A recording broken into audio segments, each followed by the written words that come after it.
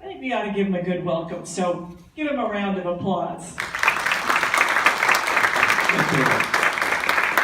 All right, this will be fun if and only if I actually have some audience participation along the way. So you do not want to hear me speak for an hour and then take questions at the end. So there are a few audience participation components. I do not have any prizes with me, although there are some samosa left that I suppose I could run out and bring in for you. It's interesting, I'm going to put this down maybe here. All right, hold on one second. How about a chair? I think this will almost work.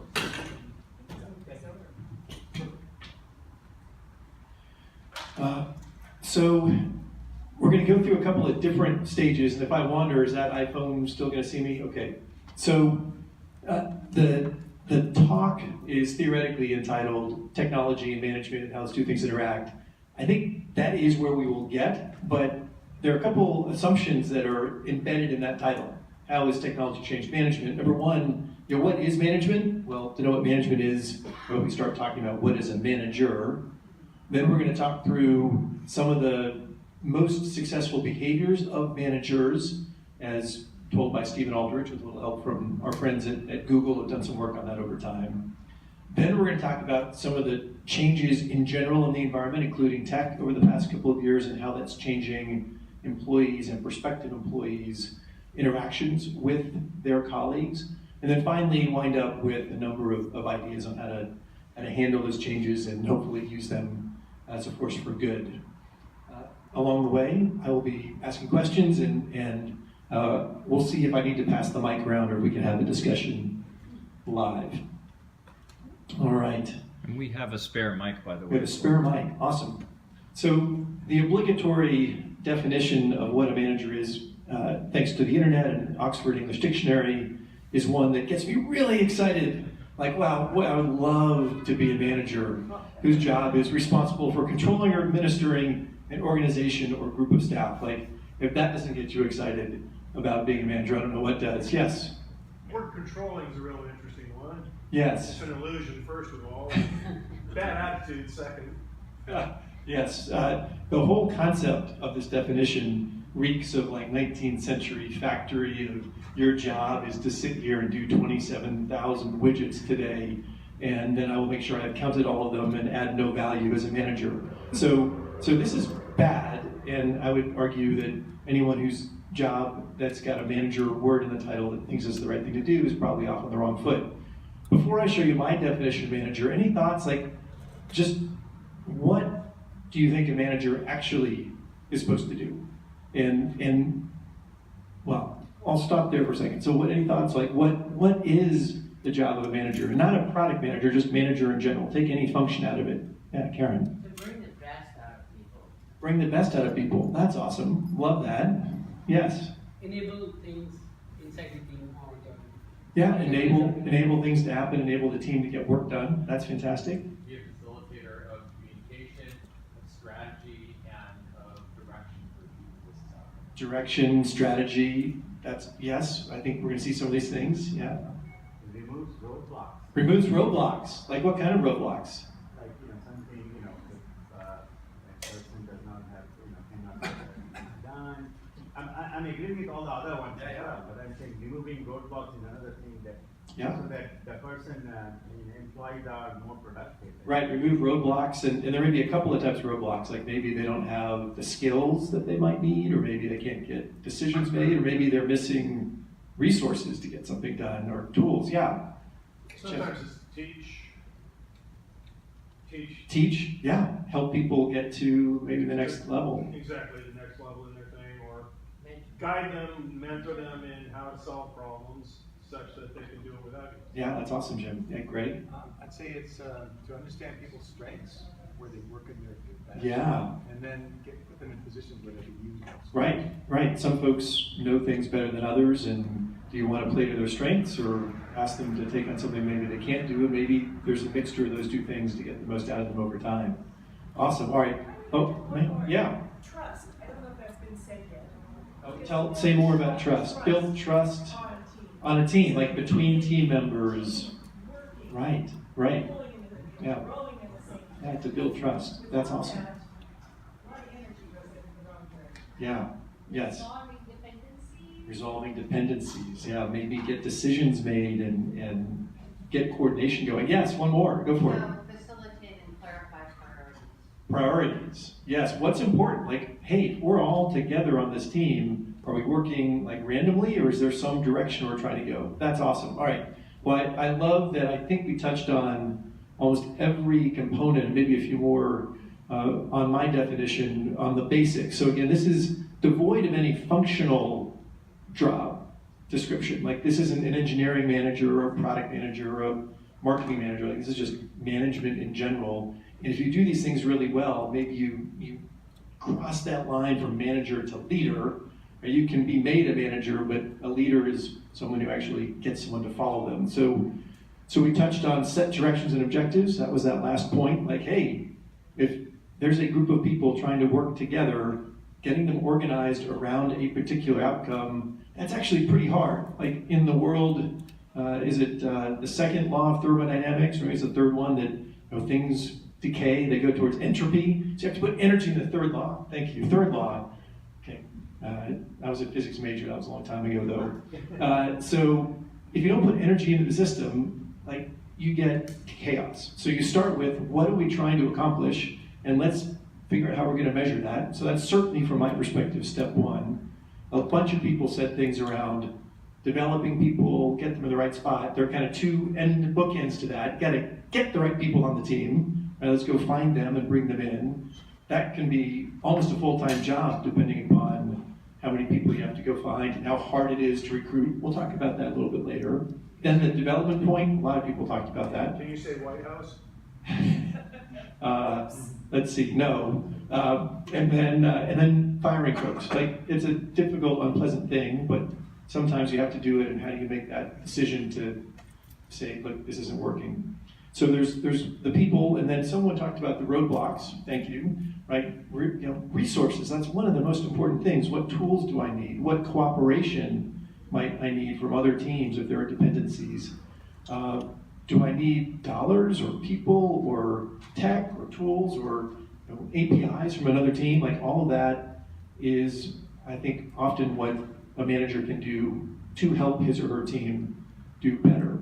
And then two final ones. No one said specifically this fourth one and fifth one, although Mela, you talked about trust. So I'll jump down to the bottom one. There's a tremendous amount of research now that says if you don't create an environment in which people are comfortable disagreeing, being authentic, bringing their whole self to work, making mistakes. And if you don't create, again, I use the word psychologically safe here, but if you don't create an environment where those emotions and challenges and asking for help is okay, you have people that are unable to perform. You have people who really can't be creative.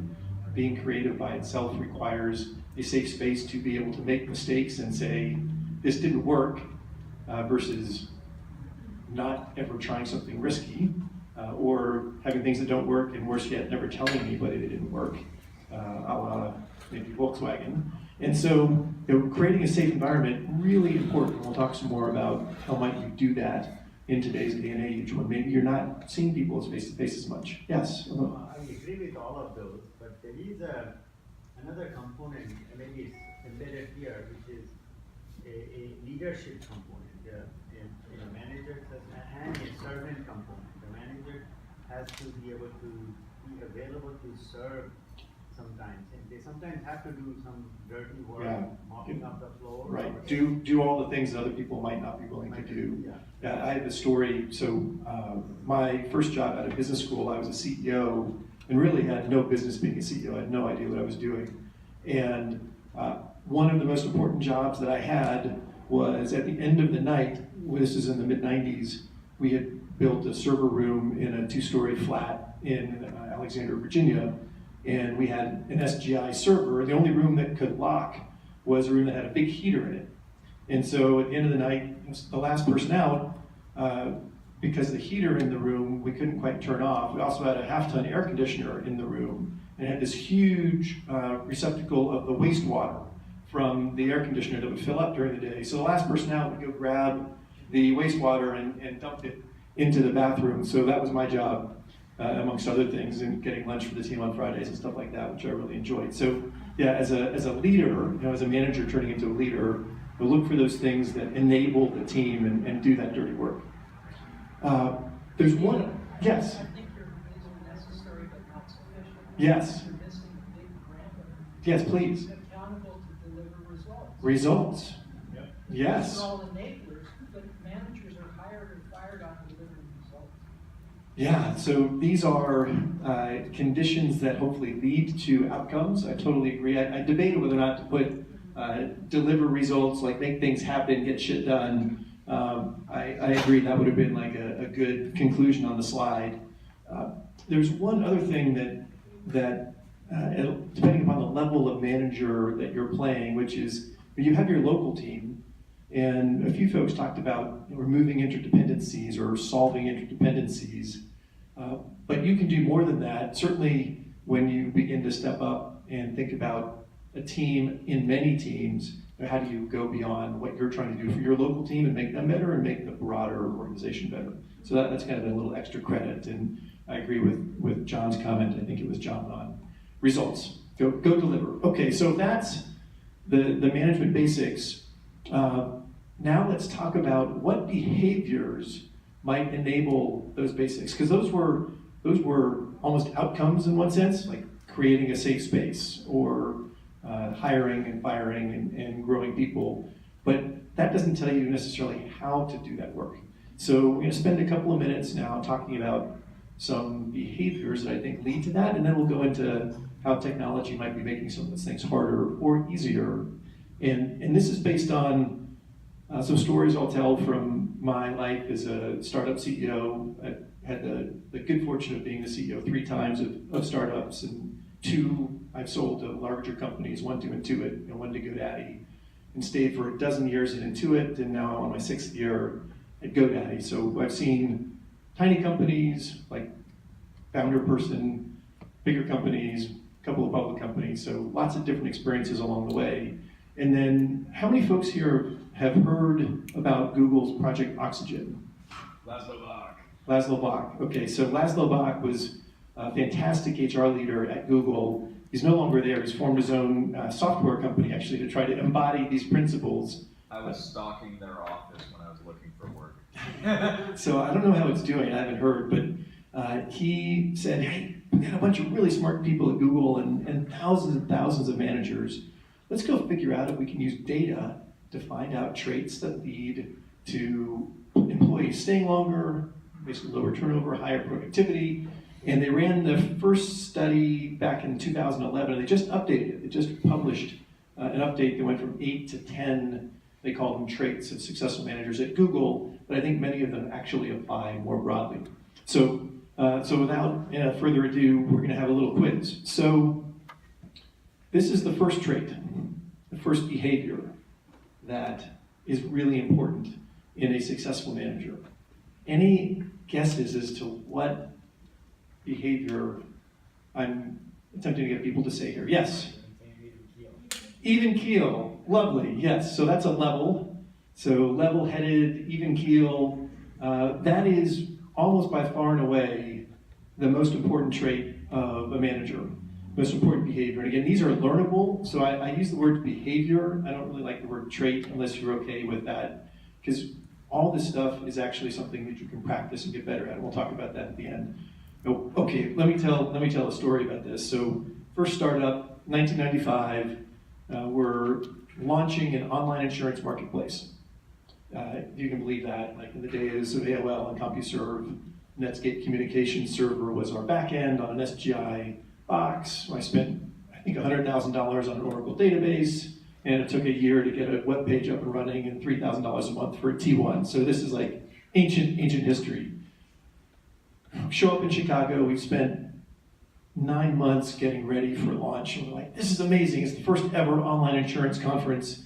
We were building a marketplace to help consumers shop for auto insurance and life insurance on the web. And we were still pretty far away from having a functional product. we had a web page, described what we were doing. We were talking to lots of insurance carriers, but no insurance carrier that we talked to had anything like an API. So our ability to have a consumer come to a web page, type in some data, get a number back, and have you buy it, that was like the dream, and it was total fiction at this point. So I show up, I'm the CEO, lead sales guy, and I booked all these meetings with insurance carriers, State Farm, and MetLife on the life insurance side, and Allstate, and I was really excited. And I walk into the conference venue, and there's a table like right there, I can see it now, of a company called Intuit.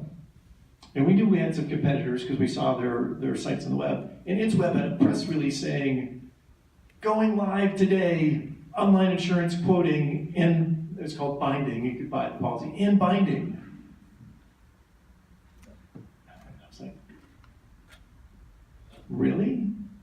So I took a couple of moments, took a deep breath, like, well, let me get the press release, call the team on my Nextel phone, and I could press click to call. It's like, okay, there's a company here claiming that they have online insurance quoting and binding. Can you guys just go check that out and give me a ring back? Well, I could have reacted to that in a very different way, like, the sky is falling, company's over. It turns out it was a total lie.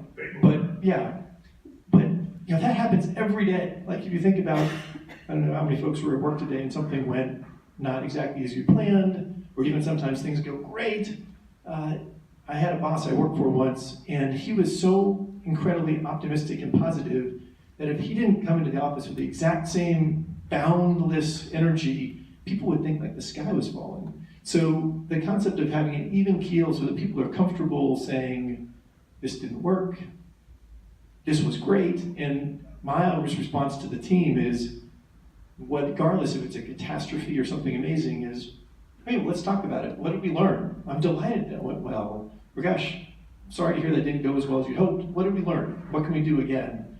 And building that is one of those key components in creating a safe environment. And that there are lots of stories of folks who don't react that way. The data says level-headed is the right way to go. All right, so that's behavior number one. Does that make sense? Yes? Can you speak to the contrast between that and, what's the word I want to use, sedate? Sedate. Like, no pulse? Yeah, I had a VP of products at one point that, like, on the one hand, yes, unflappable, but on the other hand, like, yeah. That's a great point. Well, I think there's a difference between showing enthusiasm and wanting to engage on a topic and realizing that reality may be not so good and saying, hey, that's not great, let's figure it out. And having no emotional reaction at all, that's just unnatural. So I think people want to see you be human. They want to see, honestly, they're okay with, if you make a mistake and tell them about it and show that emotion, like, God, I'm really bummed that didn't go so well. But you're not throwing the telephone against the wall and you're not yelling at folks. I mean, that's super unproductive. You're talking in many cases about delivering the bad news. And it's even the good stuff. News. Like, even the good stuff. Yeah, you gotta celebrate. That's great, buddy. Now that makes you feel really excited to go get pumped up the next day. Now the emotional EQ, the ability to get people super excited without going off the deep end, important. And if that's not you, find someone in your office who can do that. That's kind of my view is, all right, I probably won't plan the party. I'm happy to show up and have a great time. So I always try to find someone on the team who's gonna do that and get folks pumped up. All right, that's behavior number one. By the way, there are going to be five of these behaviors.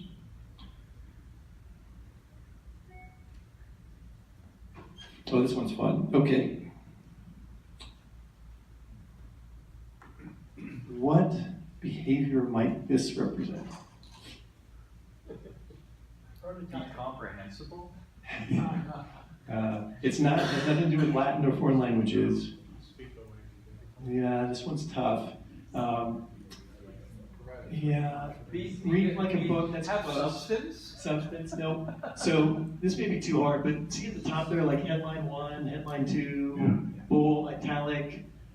So Prioritize? no. Organized, structured? No. Modulated. Yeah, this one's too hard. Right. Formatting, wait a minute, formatting, that's closer. Formatting, so what's the difference between plain text and what was the first version of Microsoft Word that allowed you to type stuff in and have it show up as you typed it in? What's that called? WYSIWYG. Okay. WYSIWYG. So this is actually one of the first WYSIWYG interfaces. And WYSIWYG, all right, so think about that for a sec. Why is one of the top traits around a manager WYSIWYG? What you see is what you get. Prioritizing information, is that what you're saying, how it's formatted? Not so much on that, but No ulterior motive or agenda. trust, right? Trust, communication, no ulterior motives, Yeah, it's predictability. predictability.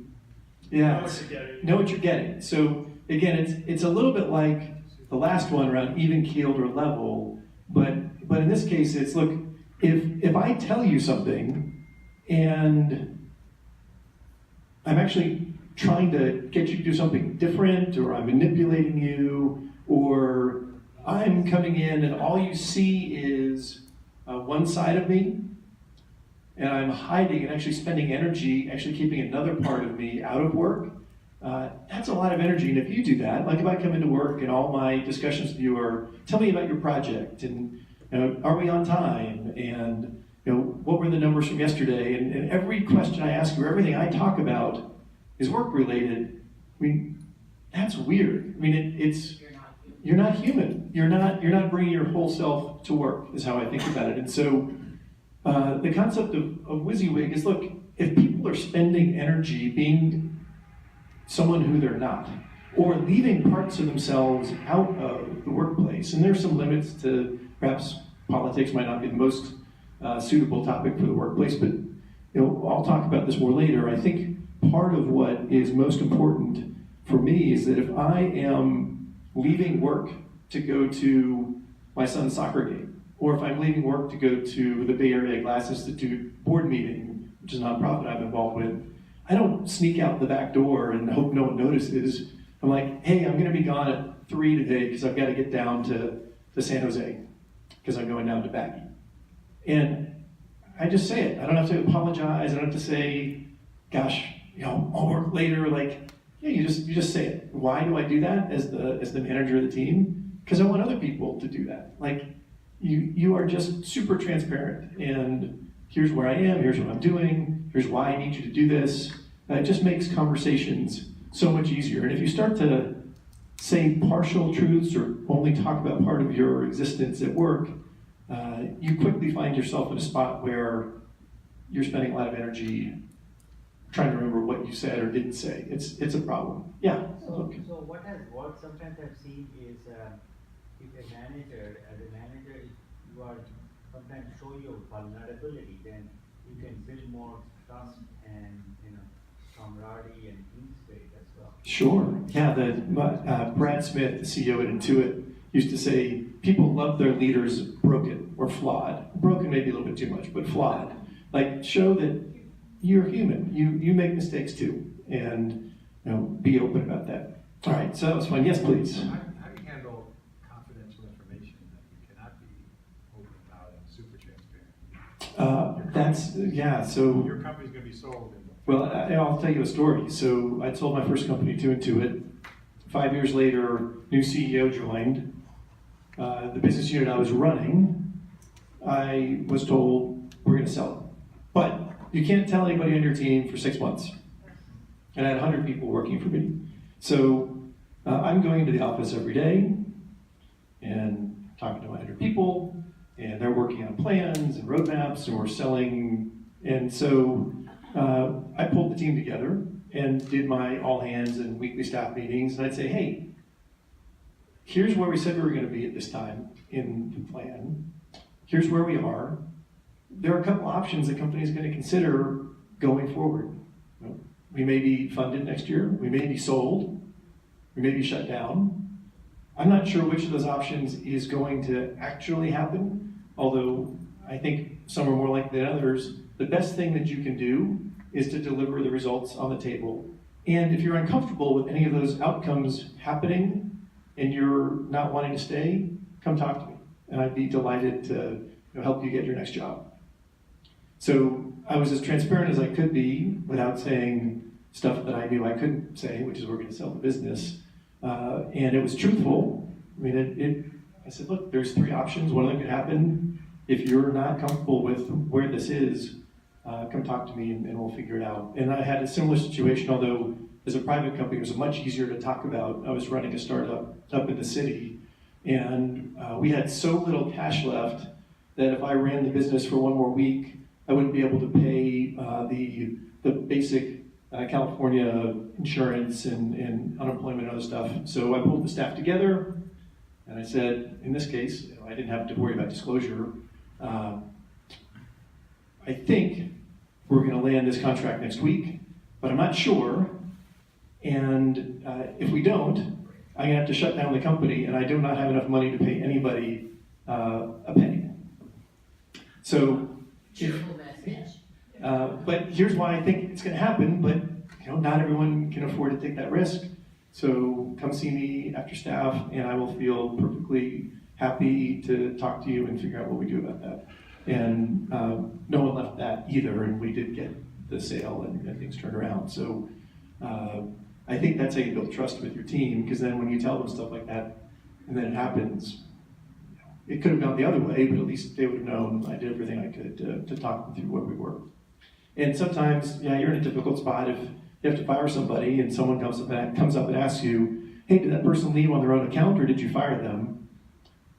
And you can't say exactly what happened. You can still say, unfortunately, things weren't working out, performance just wasn't good. Did you think that person was doing a great job? The project wasn't working.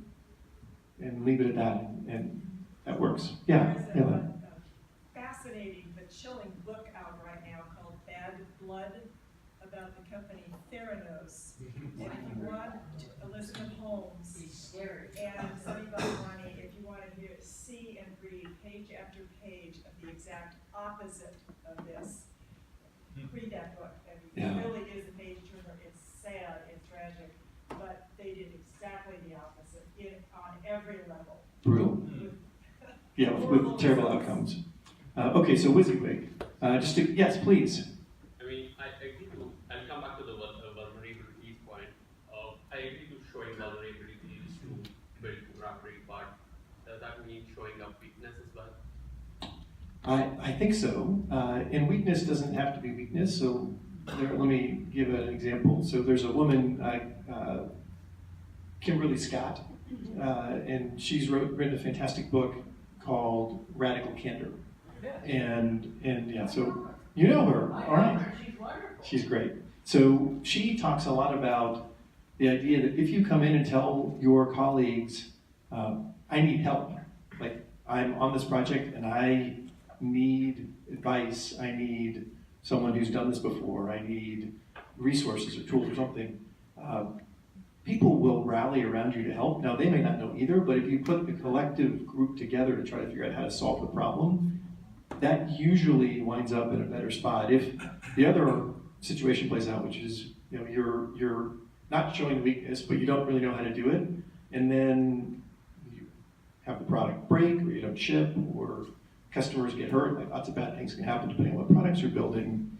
That's when I found that the teams are unlikely to rally around the outcome. And it certainly will be in a situation where you haven't learned what you could have learned. So the way I would frame that is, I've got this project. As I started to dig into it, I'm not certain I know how to do A, B, and C. I'd love to learn it. Can I get some help from one of you? Have anyone done this before? Can you please spend a little time helping me? I'll still try to make it happen, but I need knowledge or support or something else. So I think that, again, not every workplace may be comfortable with that discussion, but that's an idealized situation where you have a team where people are willing to help one another, and showing weakness is actually a sign of wanting to learn. And we'll talk more about that at the end. Yeah. An expression I heard regarding what you just said is, don't fail alone. Oh, that's awesome. Don't fail So alone. as you see it starting to decline, bring people in. Yeah, that's great, Greg. I love that. Don't fail alone. That's really good. I'm gonna borrow that. Okay, so radical candor. We'll talk more about that. Okay, this next one is awesome. So, does anybody know who that is? And it's not me with hair. Socrates, okay. Why is Socrates on this slide? Socratic method, questions, not answers. Does anyone know, there's this famous quote from Socrates where he said, I actually can't teach anybody, but I can ask them questions. So I thought that was brilliant, right? I can't teach anybody, but I can get them to learn by asking them questions. As a manager, I think my job is to help people discover the right path forward. I have a great story. So soon after I joined Intuit, and we renamed that online insurance product Quicken Insurance, Scott Cook came out to visit. So we were based in Alexandria, Virginia. Scott came out to visit. We're sitting in our conference room, and by this time we actually had built a working insurance marketplace. We had a bunch of insurance carriers, and our entire product team was focused on optimizing the interview. So we had to collect a bunch of data from a customer to give them an auto insurance quote. And we were running A/B tests out the yin-yang, this is mid-90s, and we were really proud of ourselves. We were telling Scott, we have this test, and this test, and this test, and this test. We were going on and on and on. And he said, after about half an hour, he said, I think I see on this slide that for people that start the top of the process on your interview form and then finish the interview form, is that 90% finish, that step? I'm like, oh yeah, 90%, totally. It's like, and okay, great, so 90%. And this next step right here, this one, right after the people get the quote, what's the completion rate on that next step? 2%. And so Scott just sits there and looks at us, and we're all looking at each other, and then he says, so if you increase the 90% to 92%, how much bigger is the yield? And if you increase the 2% to 4%, how much bigger is the yield? And of course, we were idiots, and we all were like, oh my God, we're so stupid. But he didn't say, you guys are idiots. He just asked the question, and he was right. We were so myopically focused in on tuning, and we took someone from the outside to just ask the question. And he didn't, again, could have been a very different way to handle that. We knew as soon as he asked the question that, oh shoot, we were focused on the wrong metric. And he led us to that discovery. And so, instead of doing it differently, sending us an email saying, you guys are incredibly stupid, why did I hire you, why did I buy your company? He just said, hey, look at this other metric. Maybe that's something you should focus on. So there are different ways to give feedback, and certainly I remember that discussion quite well from now 30 years ago. This is good. I have one other story. This is on a board company that I sit on. We were talking through their value prop. So I'm a board member, right? So remember that power dynamic. So I'm a board member. You get the CEO, head of product, a couple other senior leaders in the room, and they're talking to us about this financial services product that they're working on. And the core value prop had a couple of words in it that I hadn't seen before. And it sounds like it's really important, and the description just kind of gets glossed over.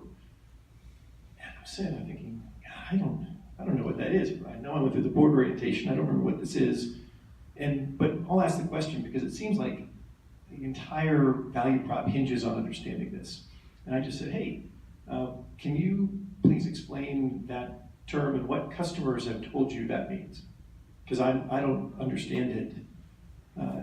And the faces on the leaders went basically white and blank. But it wasn't because I said, hey, you don't know what this is. I said, I don't know what this is. Can you please describe it? And the answer was no. Now there's been a project, and they've actually come back and they understand it. It's dramatically reshaped that business. So I think part of what we try to do when we're in this opportunity is take almost the naive view and ask a question in a truly non-threatening way. Like, I'm not trying to show anybody up, I just don't understand, can you please help me? And it's said from a point of really trying to understand. And there's a long discussion we could have around Q&A about advocacy versus inquiry. That could be a topic for another talk. So when possible, use inquiry to get people to think about the problem from maybe a different point of view, from a customer's point of view in particular is often quite helpful. And advocacy can be used, but be very thoughtful about when you're advocating a point of view and giving an answer versus asking questions. Yeah? So I'm wondering how to contrast that with one of the basics that you talked about, which was to set direction, set objectives. And what I struggle a lot going into meetings as a manager versus a director or even a VP is not wasting people's time with questions. Instead, challenging them with, this is explicitly what needs to happen to meet these objectives. Because if I don't walk in with a clear mission, people feel like I'm wasting their time. Sure. So what I would separate is it's okay to be prescriptive around the what, meaning this is the objective, this is what we're trying to get accomplished, and it's generally not okay to be prescriptive about the how, meaning this is what we're trying to get accomplished. How we get there, I mean, that's why I've hired you guys. And if I'm in describing, now some of this depends upon how junior your team might be, like some cases where if someone on my team comes to me and says, I'm not certain how to do this, awesome, then let me get in the mosh pit, as Blake Irving, CEO at GoDaddy, last couple of years would say, like, I'm in the mosh pit with my team trying to figure it out.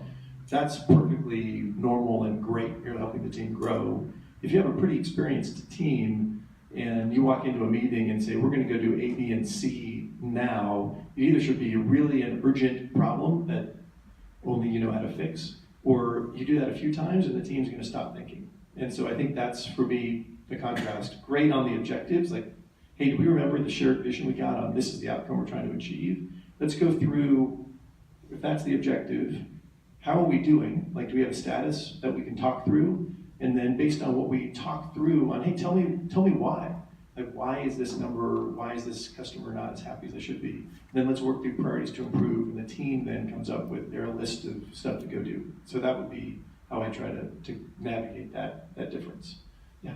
Might we be looking at the difference between managing up versus across or down in this case? Say some more about that, Jim. No, I think I got the impression you were talking about coming into a room full of execs and trying to use a Socratic method and having that not go so well. My impression has been that executive VPs, chief product officers, tend to come in with questions on how to get things, questions about how to get things done, but they need experts to tell them how to get it done. Yeah, so that could be a question on, hey, walk me through how you're thinking about solving this problem. Walk me through, hey, here's some best practices that I've seen. Have you heard of that? What do you think? Would that work in this situation? Things like that might be a good way to get the conversation started. Yeah. And I think one of the things that you mentioned is focusing on what and maybe why, and not telling them how it right. Something actually works as a product manager when you're working with the engineering team. Totally. So this is like a first principle of Scrum and Agile, right? Like the engineers really don't like it when the product manager walks in and says, all right, I've got this fantastic idea that I saw. I was over the weekend playing around on this website, and let me tell you what this great new architecture is. They're going to look at you like, what? I think I may have Dilbert. Oh no, I didn't put that Dilbert in, but I'll digress for 1 second. So we're doing some work at GoDaddy on the blockchain, and there are a bunch of people running around the world telling us how amazing they know blockchain. And so there's this awesome Dilbert where the actual programmer has Dilbert's there, and the pointy-haired boss comes over, and the pointy-haired boss says to Dilbert, so I think we should do this with a blockchain. And you see the little bubbles off Dilbert's head. Uh-oh, does he really know what he's talking about, or did you just read this in the news? So Dilbert then says, would you like that blockchain in mauve? And the boss says, that would be great, maybe yellow though. And so, at point, you know that he doesn't know what he's talking about. So, yes, telling the engineers the how is probably not a good idea. All right, we have one more, and this one, I'm not gonna make you guess, but it's a play on words. So, for those of you who are in the financial space, there's something called KYC, know your customer. Anyone who does payments, trying to figure out exactly who your customer is. Well, for a team leader, for a manager, KYE, know your employees. So that's me with my son and my wife. We're having tea. I would love for my manager to know that I have a wife and now almost a junior in high school. We have tea together pretty regularly. It's one of the things we like to do when we travel. They should know that I'm a soccer player, a goalkeeper in particular, and that I'm a collector of glass, and that I spend time as the head of the board of a nonprofit in the glass arts. Like, it doesn't take much more than that. Like, that could be a couple of hallway conversations, and you would know that much about me, and we could have a conversation about the weekend, a conversation about what I'm passionate about outside of work. When I go to Jackson soccer games during the week, you know that that's really important to me. So before asking me to maybe not go to that game, you think about how important that request is. You might, when I have a 5th work anniversary, you might give me a certificate to go to tea at Lisa's Tea Treasures. So just that little bit of info, maybe writing it down somewhere if you've got a bad memory like me, would be really helpful around your team. So know your employees. And again, this isn't like knowing every intimate detail, it's just knowing common courtesy like you would with other folks in your circle of friends. That goes a huge way. When Bill Campbell, who at the time was CEO at Intuit, took a bunch of us off-site in 1997, he was presiding over Intuit at a pretty difficult time. So Microsoft had said they were going to acquire Intuit. The Department of Justice stepped in and said no after about a year and a half. During that year and a half, basically Intuit did nothing to keep their corporate infrastructure up and running. Microsoft then introduces a competing product for free called Microsoft Money. They ship it on every desktop in the world, and Quicken sales, which had been growing at 50% a year, go to 0 overnight, more or less. Stock price goes from 28 to 2. Almost every senior leader in the company leaves. We have to shut down call centers. It is super ugly. Bill, at the company retreat in December, we go to Half Moon Bay, and he comes to each of us, hands us an envelope. And Bill was a big hugger, so Bill comes up, shakes everyone's hand, hugs everybody, and says, "Thank you for staying. We're going to turn this company into something great." In that envelope was $1,000 of cash. It wasn't millions of dollars. It wasn't going to turn into millions of dollars. It wasn't stock. But it was the gesture that, hey, he knew everyone that had stayed was there for a reason and to make an impact. And again, interesting. It wasn't like a personal detail about each of us, but it was a personal, I care about you. I can do something that's going to be memorable. So know your employees. Figure out when you're going to make an impact on them. And that was a critical moment. And then the company turned around and got online. And that's actually, that story and some other stories I've told already is what the symbol on the right hand of the slide means, which is, look, at the end of the day, your employee is more important than the company. It may sound weird, but your employee is more important than the company. If there's ever a question about whose side should you be on, and I'll leave legal stuff out for a moment. If someone does something illegal, all bets are off. But when you're talking to somebody and they ask you for advice, gosh, should I stay? Should I take this job in another division? How am I doing at the company? Your job isn't to give like some company line that says, well, I'd love you to stay and you're gonna be here forever. It's like, that job sounds pretty good. I'd love to create something here that's better, but if I can't, you should really go do that. Like, that conversation will, number one, maybe open up opportunities for that person to open up and say, well, I'm really not happy about A, B, and C, but let's see if we can work something out. Maybe I will stay.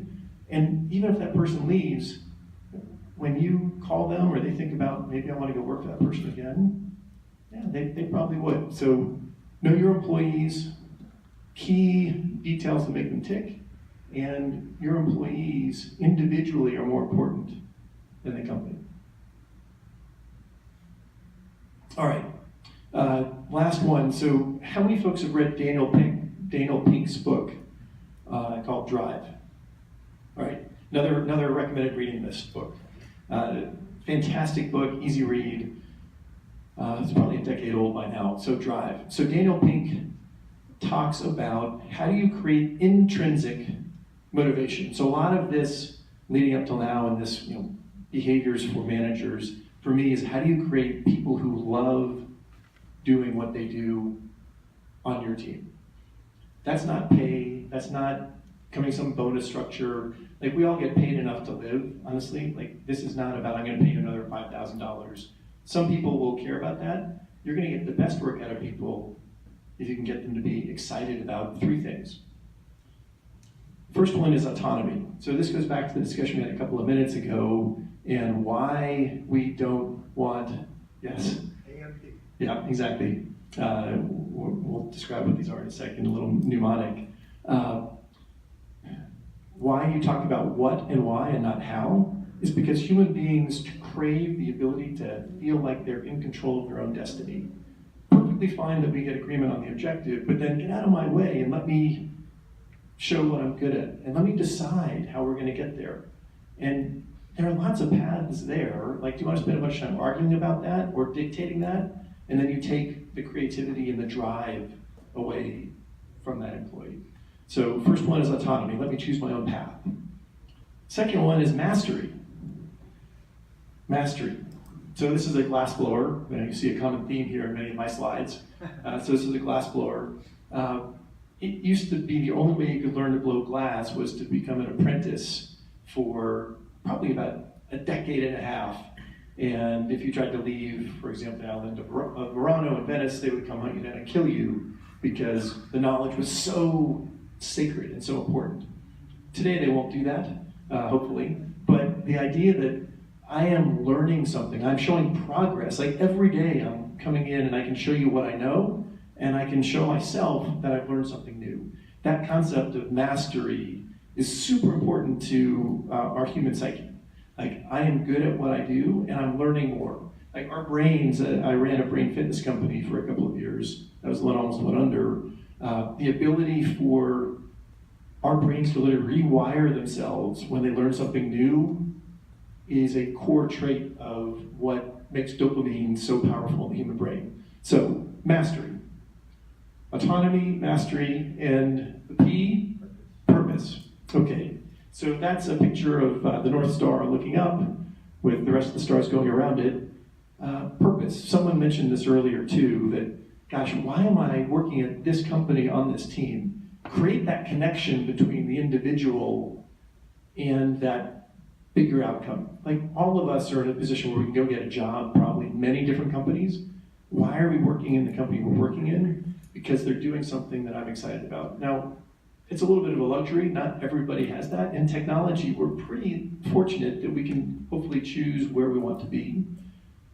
The ability to have purpose that you can connect to, and as a manager, if there isn't a purpose that the company's created, go figure out what the purpose of that team is. You know, whether it's usually customers at the center is pretty good. I talked to a friend of mine today, Dan Levin, who was the COO at Box.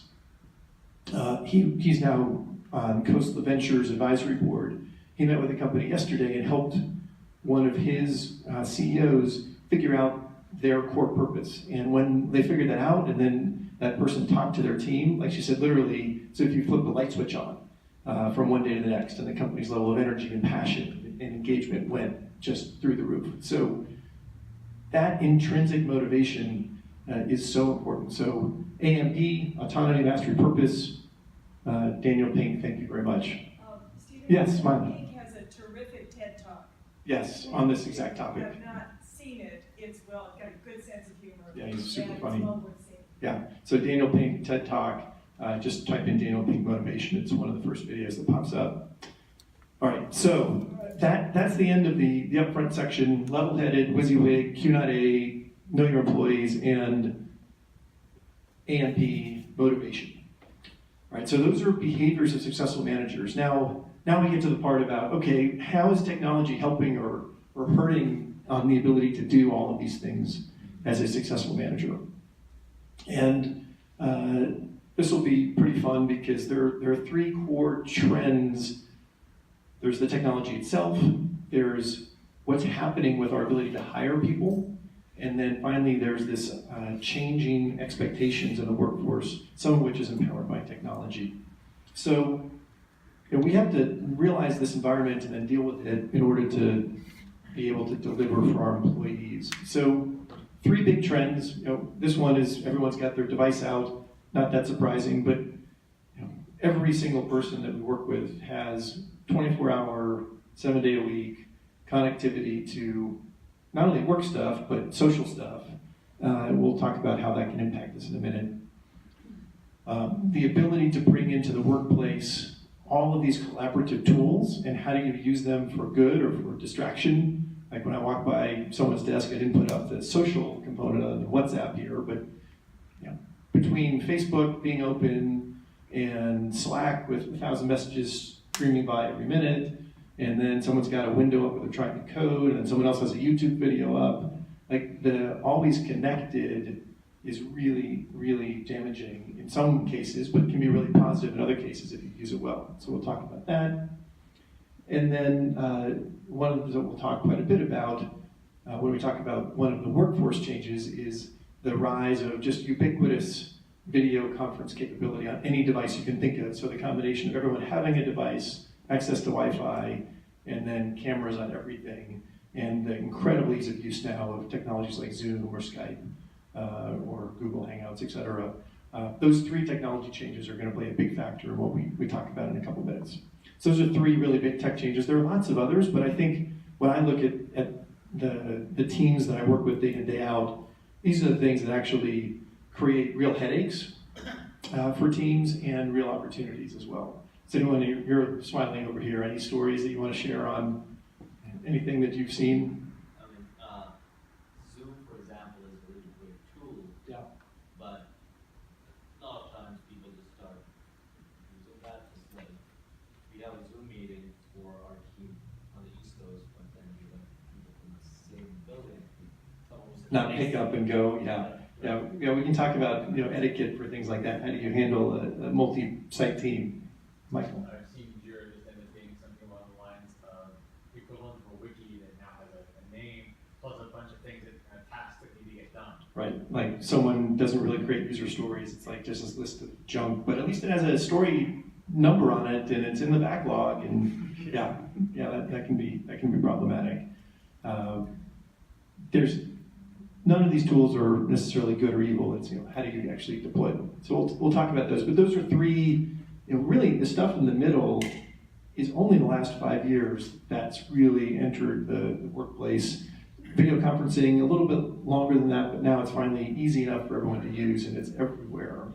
I do it on your phone, I do it driving to work, and the ubiquity of Wi-Fi, that's probably about a decade old now. iPhone first came out in 2007, and in the US at least, overseas, a different story.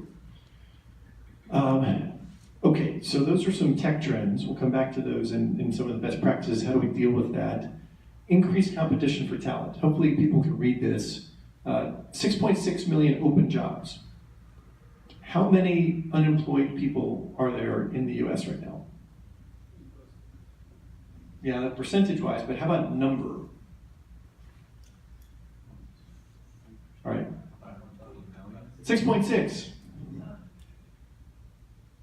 That's really odd, but I looked at the Bureau of Labor Statistics. It's, as of June this year, 6.6 million jobs currently open in the US of all shapes and sizes, and 6.6 million unemployed people. And we have full employment. Like, you can't argue that people who don't want a job can't get a job. Like, they're there. Now, maybe the skills don't match, maybe they're not in their area. In Silicon Valley, I was pulling the stats. I didn't get them all the way there. But we added a couple thousand jobs in the Bay Area just in the last quarter, and there's something like tens of thousands of open jobs, and we have no ability to fill them.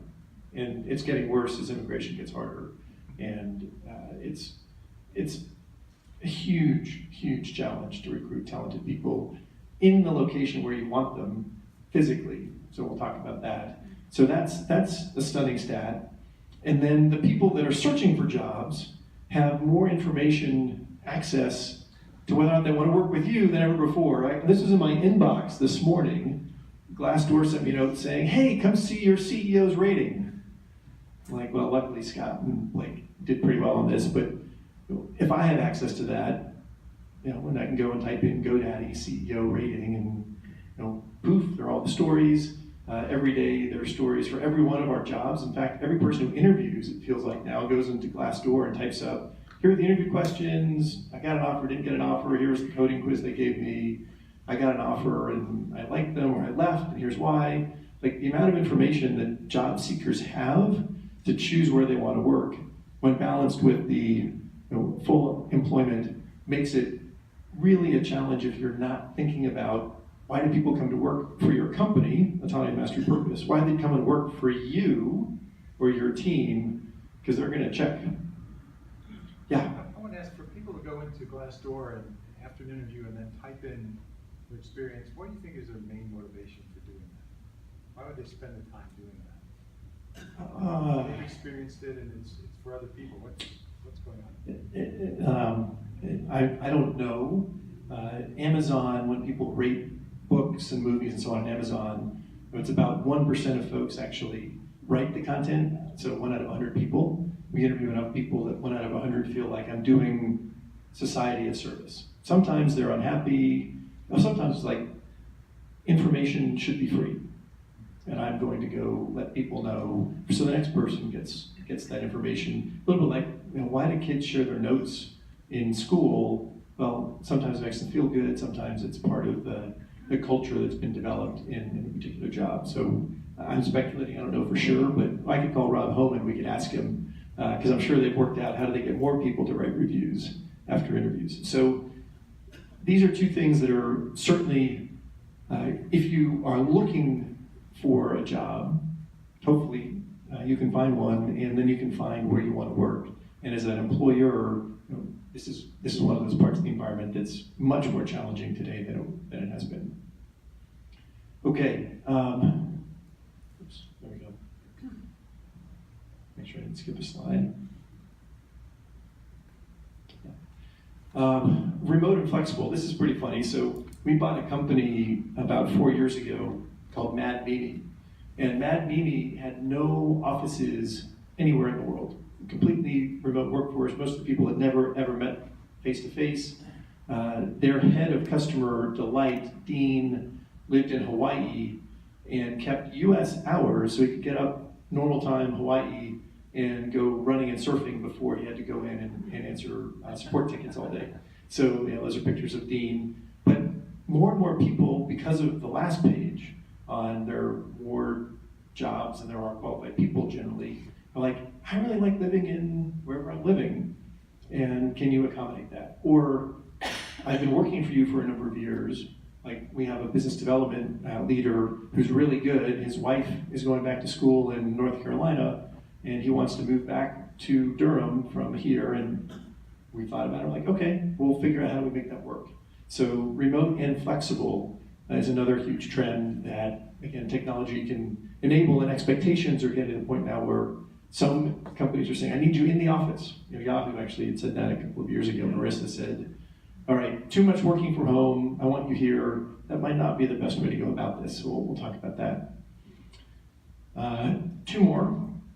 Workforce expectations, transparency. So this one, people talk about this as new. I think this has always been an undercurrent. It's just easier now.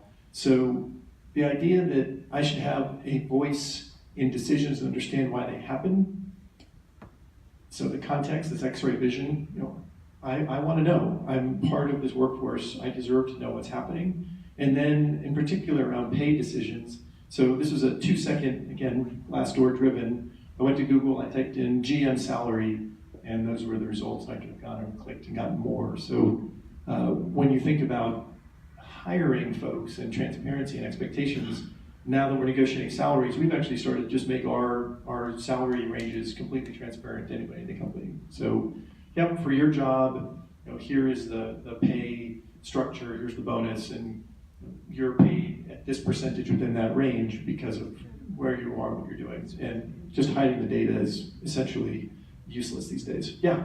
I'm kind of curious, just to maybe take a slightly contrary view. As much as there's more information about the view of the company or the CEO or the salary, at the same time, there's still not any greater visibility, maybe through LinkedIn, on your manager. Like, You know, the person that you're gonna be working for, yeah, you know, you never know, it could be a horrible company, but the manager could be awesome, or vice versa being probably more likely. And so, I don't know if that's actually getting any better at all in this situation or not. Oh, that could be a new product idea. How do you get manager ratings? So I think there are ways to define a manager's strength or weakness. So LinkedIn has the reviews and ratings of that person. How big is their network? If you can find friends who know them, it's much, much easier now via LinkedIn or via Facebook to track down, hey, tell me about someone that you worked with, because you can look and see, 2 connections away, were they at the same company, same time. So if you want to go do that work, I think it's easier.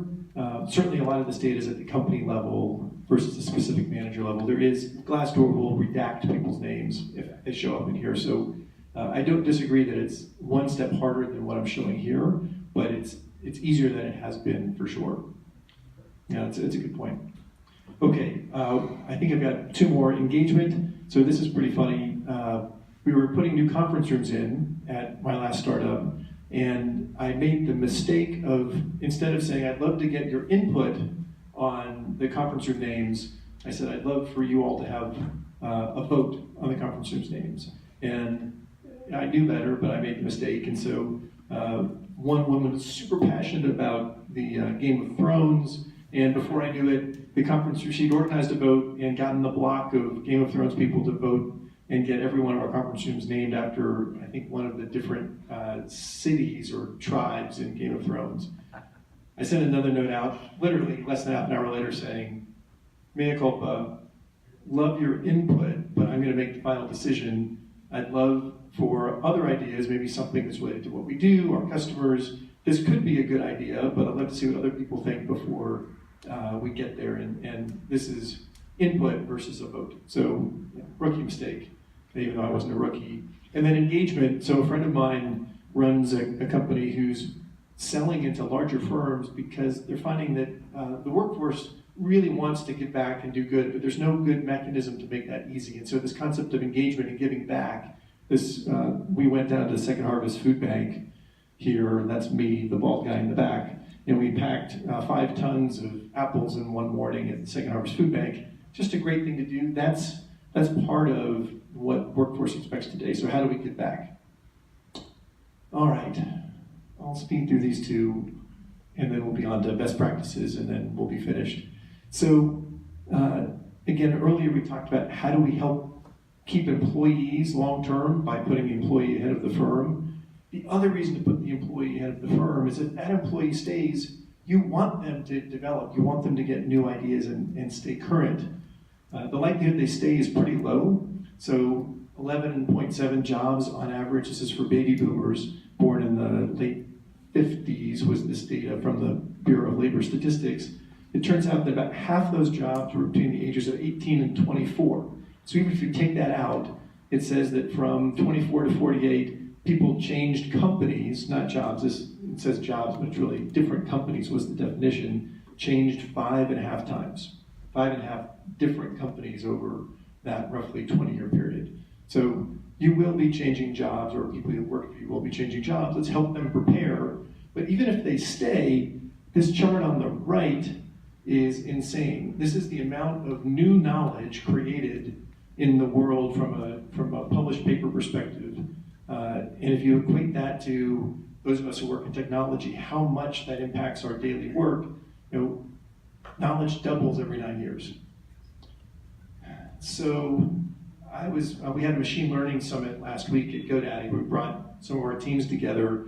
Our head of machine learning said that basically any machine learning modeling techniques you learned 5 years ago or older no longer make sense. So just forget it. All that school, all that time doesn't matter, because now you just use either use machine learning, either trained or untrained outcomes, and everything else is useless because you just give it to the machine and it does the work.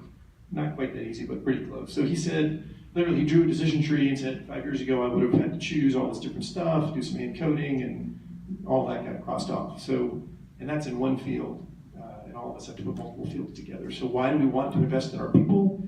Because when they stay, you need them to be learning at that rate. Okay, so best practices. And this is not to be an inclusive list. I recognize we have just a couple minutes left. If anyone has enough energy, I'd be happy to add to this as we're talking. So let's start at the top. Really fun, Dilbert. How many people know, this was a term from when I was in school in the 80s, MBWA? Oh yeah, managing by walking around. Okay, yeah. So this Dilbert, I'll just let you read the Dilbert for a second. I just think it's unbelievably funny.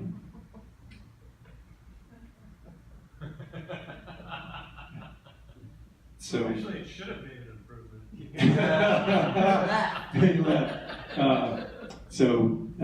Hopefully everyone can read that from where they're sitting. So he clearly didn't get the concept, although maybe you're right, the pointy-haired guy shouldn't be in the office because he brings down productivity.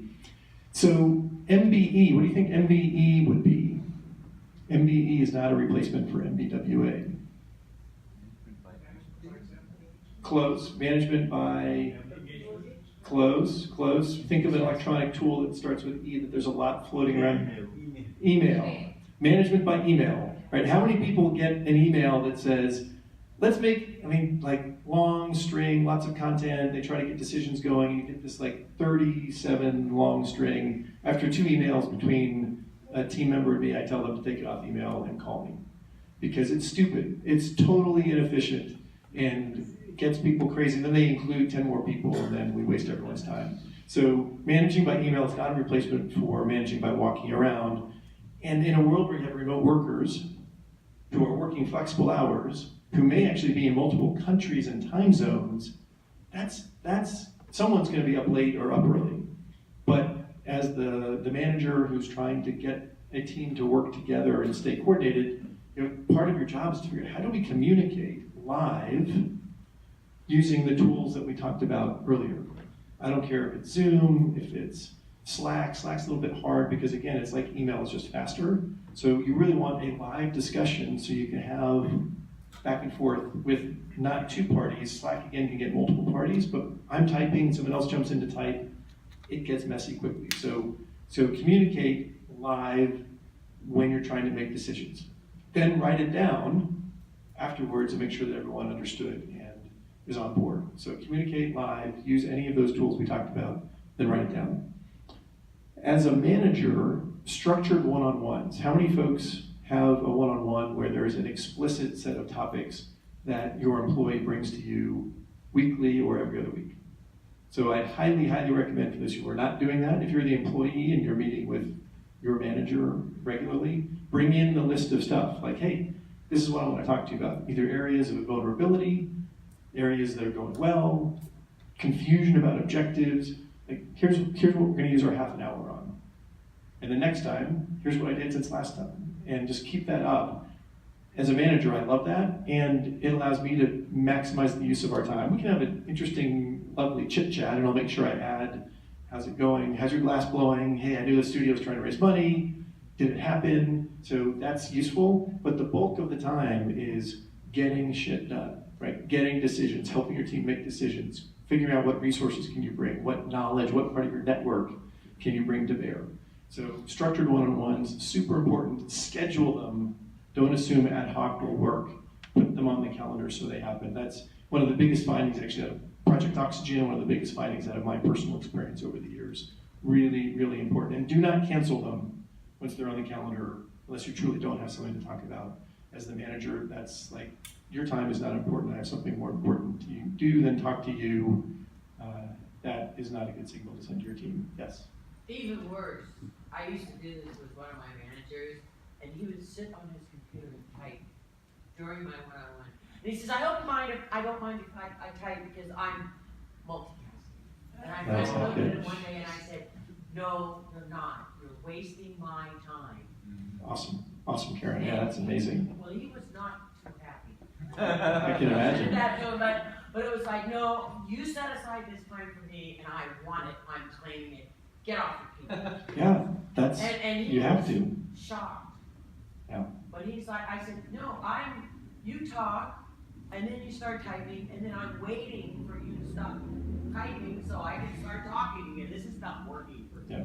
But don't do that, please don't do that to your employees. Right, so there are actually a bunch of templates online. If you go look for structured one-on-one, agendas, it's useful for both parties.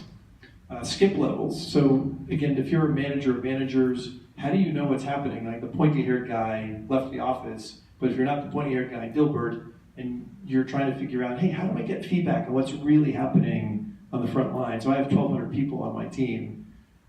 My assumption is that information that's not flowing up to me is probably something I need to know. So I schedule time to meet with small teams and people one-on-one as close to the customer as I can. So again, as a manager, as you go to your different offices, as you travel, skip levels. And then finally, all hands, super simple thing, but I find it's a part of the toolkit that doesn't always get used. Have a structured all hands format on a regular basis. Could be monthly, could be quarterly, depending on how much change is happening. What are the main goals? How we're doing against those goals? Recognition, and then priorities going forward. Just that simple. And when we talk about how's it going, there's usually an employee component, a customer component, and a shareholder component. So we structure it the same way every time. People get used to the content, they understand the objectives, and we keep everyone on the same page with the priorities. Again, really simple, seems easy. There's so many teams that don't know how to do that. So highly recommend that. Okay. Local and remote workers. Someone talked about this a minute ago. I think you'd say, gosh, we've got people next to each other, people remote. It's hard when I've got 5 people locally and 3 people on the East Coast, and we get together locally and have a discussion, and the folks on the East Coast weren't part of that discussion, and then who's going to catch them up later? Well, the answer is nobody. So we try really hard. We actually have something called a wormhole, where we've got one Scrum team in Sunnyvale, one Scrum team in Tempe, and they have a camera pointed at them at all times and a TV on both ends. So when the teams get up to huddle to talk, the folks on the other side at their little table hear the discussion, and they can participate and go back and forth. Like, just find creative ways to keep the team going. If the entire team is remote, well, that works, because then no one ever gets left out of a conversation. We did daily stand-ups via email. So the team would write little snippets and do a chain. So everyone would hear exactly what had happened the day before, what the blockers were, and what today was going to get done. So find ways to make sure that local and remote workers are in the information flow. It really can create a rift for folks who are not in the office when people start to make decisions or have interactions that leave the remote team out. Turn on your camera. So this one's super funny. One of the guys that I work with said, and he works remote, he said, the most important thing I have to do in the morning is put on my trousers. Like that was his transition from not work to work.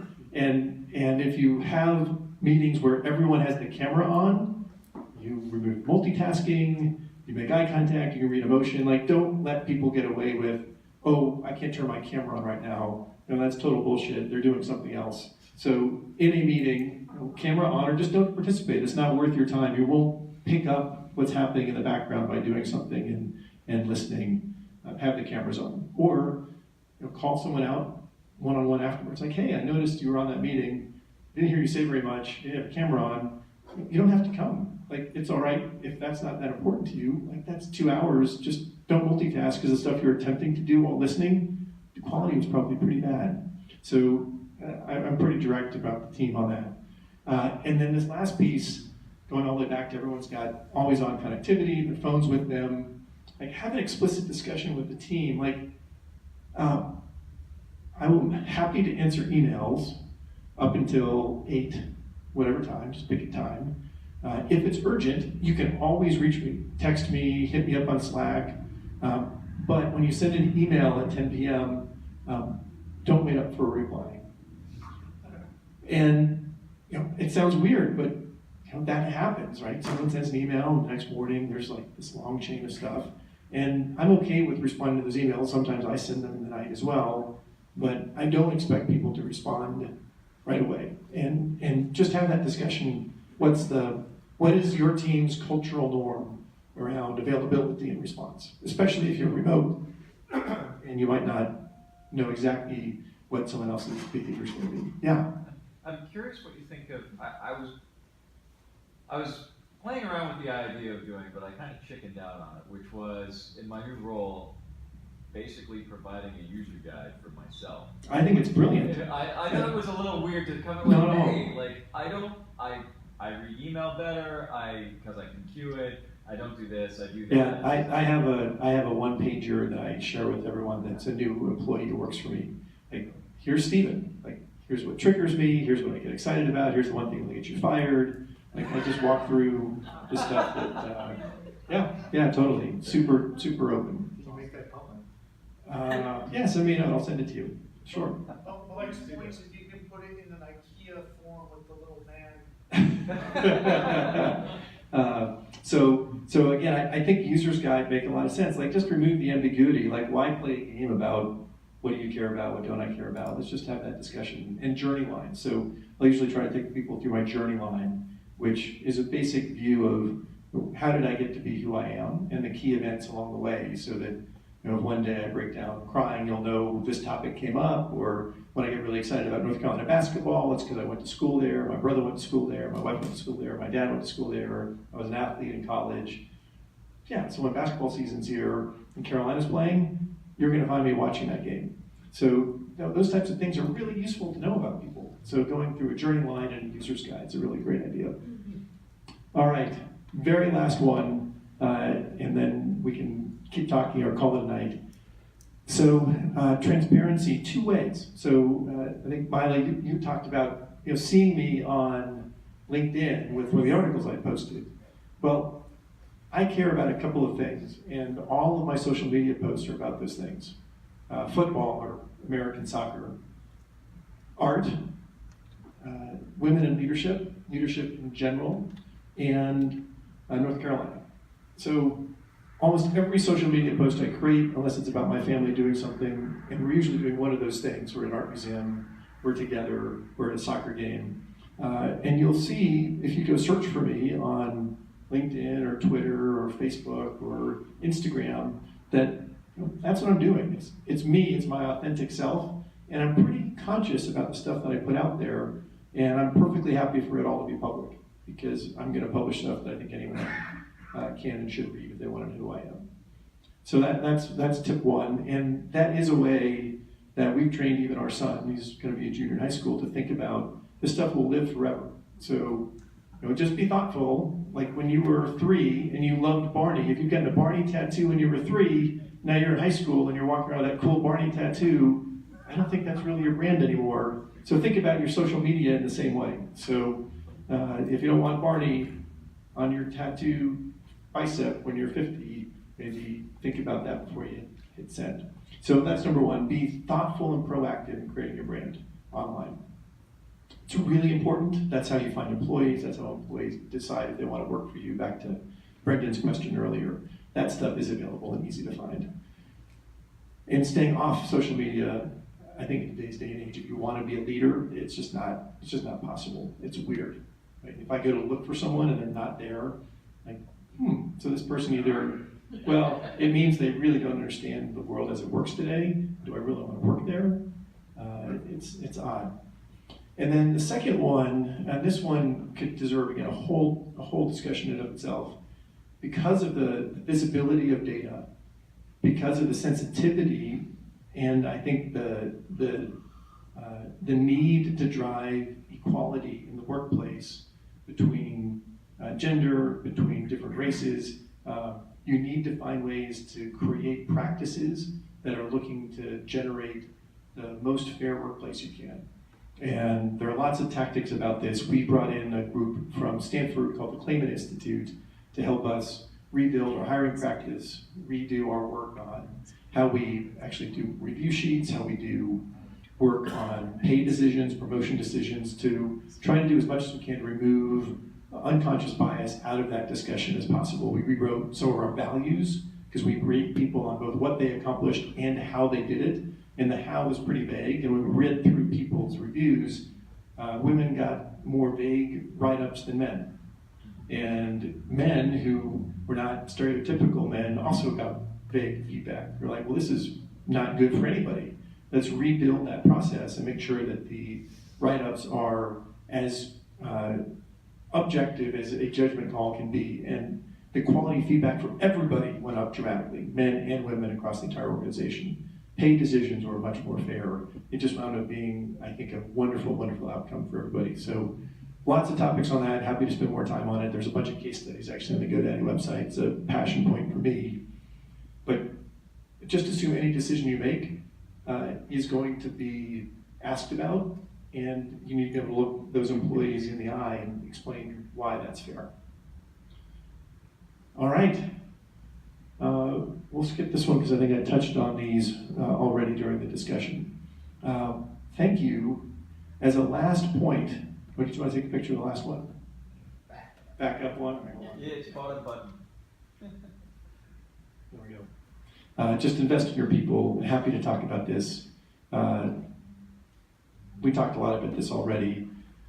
The last point I'll put up here is something that I feel both scientifically is true, and from a human being, what can we become our best selves to be? The idea of growth mindset. So for those who haven't read Carol Dweck's book, just go out and buy it. It's super thin. There's actually a great article on the Stanford website. If you search Mindset Stanford Carol Dweck, that's her name. The way that we all learn is by doing and failing. So how many of us in here, the first time we walked, were actually able to take that first step with no practice at all? It went right from a crawl to walking across the room successfully. We all fell on our butts. We actually fell on our butts about 10,000 times.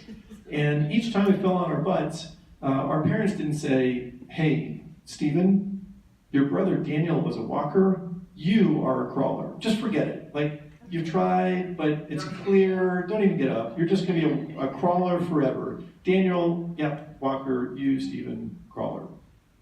That sounds silly, but actually, fast forward to an adult, learning a new skill, the first time you do something, how are you possibly going to get it right? Maybe you've read about it, it gives you a little bit better of a chance, or had a mentor, but if you're doing something complicated for the first time, there's no way it's going to be right. So what Carol Dweck basically said is, hey, when you approach that challenge, just like when you were a kid, we didn't expect you to know, you just hadn't learned it yet. So her whole view around growth mindset is, when you try something and it's hard, do you shy away from the challenge because it damages your ego that you don't know how to do it? As an adult, we actually unfortunately have this ego, and it's embarrassing not to know how to do something, so we shy away. But if you're willing to be vulnerable and say, hey, this is just a natural part of learning, can I get some help? Maybe you can hold my hand when I try to walk across the room. Maybe you can help me write that first user story in a better way so the UX team can make it easier for the engineers to then build. This is all about, we have an infinite capacity to learn, and in fact, the brain does rewire itself as you learn new things. So Carol Dweck, fantastic, fantastic resource about growth mindset, and there's some very specific things you can do as you think about building yourself and your team for the future. Yes, Karen? Fascinatingly enough, they are now rolling out her work into the elementary and middle schools. Yes, this applies to school-age kids, to athletes, at work. They've used it in a variety of scenarios. So highly, highly recommend you take a look at this. It shaped the way we raised our son Jackson. Okay, thank you so much. Appreciated the evening, lots of content. Thanks for staying for the hour and a half.